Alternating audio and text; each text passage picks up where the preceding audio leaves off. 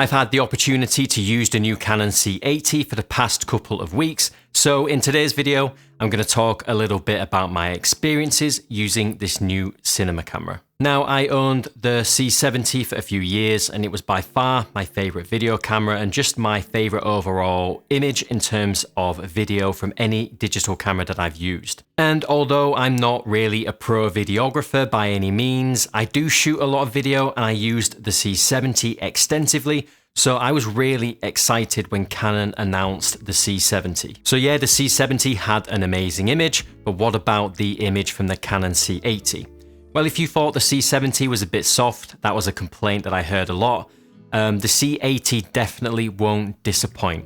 It'll give you the sharpness upgrade that you're looking for.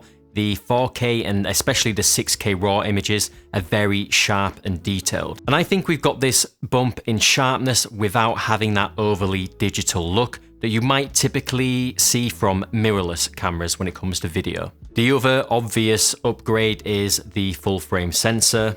And this allows you to use native RF mount full frame lenses, enjoy their stabilization and improved autofocus, and now also get a really nice shallow depth of field if you want it. Before with the C70, you were kind of forced to use the speed booster if you wanted a super wide angle or if you wanted a really shallow depth of field. The colors and contrast from the C80 are just fantastic, especially when shooting in C-Log 2.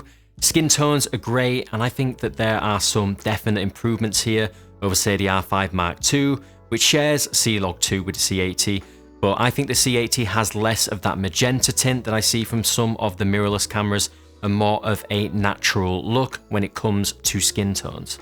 I just love the image coming from this camera, and I think the usability and everything would make this an amazing documentary camera. It's also really easy to expose to get nice footage. Although I'm kind of discovering that I think generally you'll get better results with this camera if you very slightly overexpose it compared to the C70, which I would always just expose neutrally and you'd always get a good result. With the C80, I think you want to overexpose it slightly. But dynamic range in general seems really good. I've noticed maybe a little bit less of an ability to recover shadows compared to the C70, because in the C80 we have sacrificed that DGO sensor for a full frame sensor. And overall, I suppose it may not have the really pleasing highlight roll-off of the C70, and it might just lack that filmic character or mojo that camera had, but in my opinion it gets close enough, and still, I think the image from the C80 is a big step above any other Canon camera. In terms of stabilization, there's still no IBIS in the C80, just like in the C70, which for me is fine because I mostly shoot with stabilized lenses, and I always avoided the digital stabilization in the C70 as it would occasionally seem to weirdly track the subject in frame and cause some weird artifacts. But in the C80 it seems like some improvements have been made to the digital IS, and it's now quite usable actually, as you can see in these examples. It's not going to give you the look of IBIS, which in a lot of ways is good because it means you're not going to get the corner wobbles that you get on something like the R5 Mark II. Here's a quick example, first with no stabilization using the 50mm 1.2, and then in the second clip I'm using digital stabilization to give you an idea of what it can do.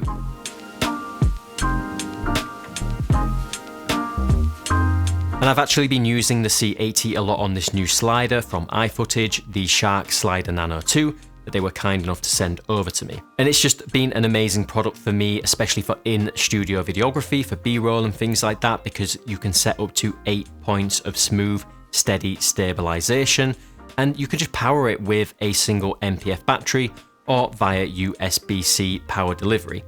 And I've been using it with this iFootage power grip, the PD140H, as a really convenient way to power it too. And teaming up the C80 with a stabilized lens and this slider just gives incredible results. Especially along with the digital IS, you get super stable results.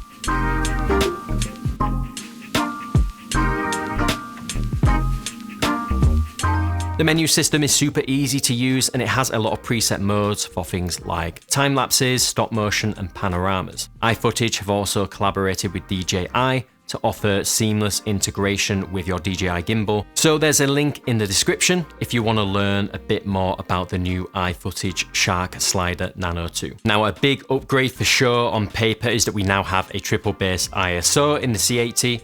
And I always found that the C70 performed pretty well in terms of low light. Sure, it wasn't its strong suit, but I thought it gave pretty good results. But there is definitely an improvement here because 12,800 ISO just wouldn't really be usable at all on the C70, but on the C80, it is more than usable. When you do see noise, it doesn't really look that bad at all.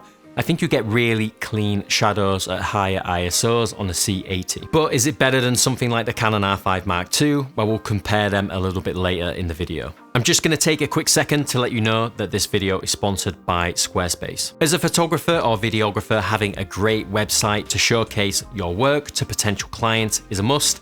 And in my opinion, Squarespace makes it super easy to get started with your own website. You don't need any coding or design skills to get started. Most of the changes you might want to make to your website are as simple as drag and drop. Also, Squarespace's new design intelligence harnesses the power of AI and expert design to help you create a personalized website and unique digital identity effortlessly. Also, without a doubt, in my opinion, Squarespace have the best customizable photo galleries that are just perfect for showing off your portfolio. And if you've got something to sell, whether it's physical or digital, Squarespace has all the tools to set up a shopfront and handle many different payment types seamlessly thanks to Squarespace payments. So if you're ready to get started on your own website, head on over to squarespace.com/JamesReader and use code JamesReader for 10% off your first domain or website. So now onto autofocus, and I've definitely had a bit of a mixed experience with the C80 despite its promised AF improvements. Now, the C70 definitely never had the fastest autofocus or snappiest subject tracking,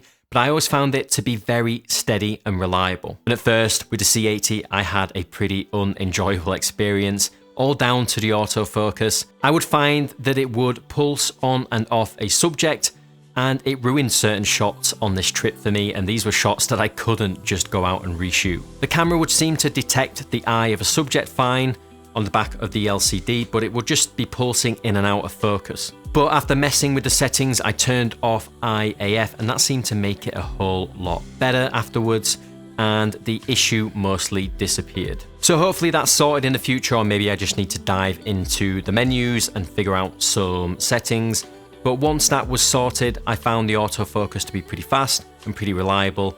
And overall, after I'd figured this out, I was really happy with the autofocus. It could detect subjects from far away, and its animal autofocus was also pretty good. Nowhere near the level of something like the R5 II, but I didn't expect it to be fair. Now, in terms of handling and build, the C80 has a lot in common with the C70. The body and overall layout is mostly the same. Some improvements have definitely been made to the build. The screen, for example, is now a lot sturdier. It sits nice and flush against the back of the camera as well, whereas on the C70, that was a bit of a weak point. We now also have a new, much sturdier joystick. We've also got this new hot shoe mount as well. And it is a bit bigger and a bit heavier, probably to accommodate that full frame sensor, but it's not overly noticeable. And overall, it just feels like there's been a bit of a step up here in terms of build. But Canon have definitely stuck with the same design language of the Canon C70, so if you're coming from that, this will be very familiar to you. I think the camera handles really nicely, but it's probably not ideal for someone who wants to rig their camera out. So although not ideal for rigging, for me as a content creator, if you will, I love the ergonomics and the size and the weight. I can get this camera packed down into even my smaller backpacks, and this is a cinema camera I would happily take traveling. Okay, so I recently picked up an R5 II, and I thought it would be kind of interesting to do some side-by-side comparisons between it and the C80.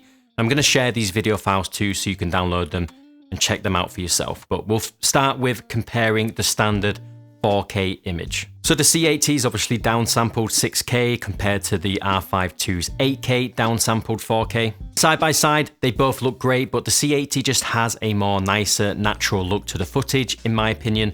And there's actually quite a big color difference here. They're both white balanced exactly the same, and I prefer the C80's color, which leans more green, compared to the R5 II's leaning a little bit more magenta. But yeah, the C80 just has a nicer, more natural look to the footage, in my opinion, and With these things, it's really hard to really put your finger on exactly why you might prefer one of these images.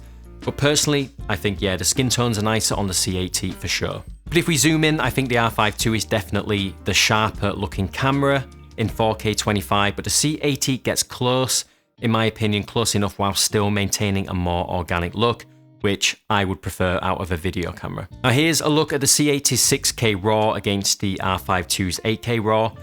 And I think again the R5 II is quite a bit sharper, but the C80 is perhaps a touch cleaner in the shadows. But overall, both look great and those colour differences persist here. Now 4K 50 is a bit of a weak spot on the R5 Mark II, and comparing it to the C80 there isn't as much as an improvement as I had hoped, but the C80 is definitely, maybe not necessarily a lot sharper, but it's definitely the clearer image. And this is the case with all of the slow motion modes between these cameras. If we look at 4K 120, both look great side by side, and if we zoom in, I think the C80 does outperform the R5 Mark II a little bit. Here's the 4K crop modes compared, which look very similar.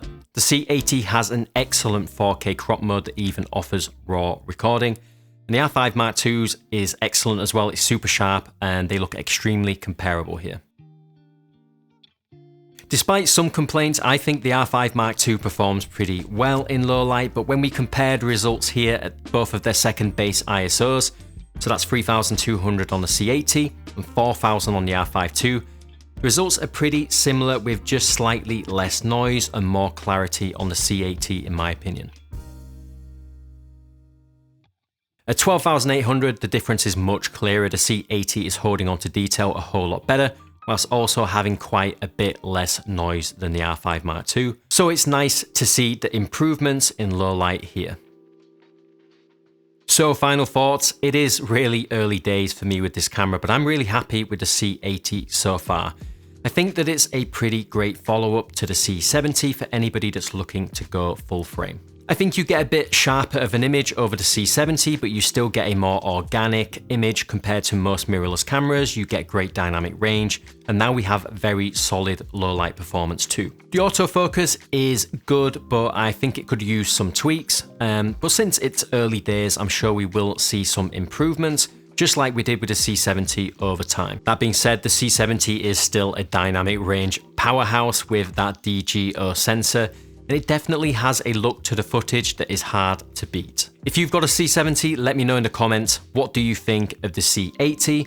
Would you upgrade or are you going to be sticking with your C70? I'll definitely post a bit of a follow-up once I've spent more time with the C80, so if you have any questions about this camera, make sure you leave them below and I'll try and answer them in the next one. But that's it for now. Thank you guys so much for watching. I hope this video was helpful and I will see you all in the next one.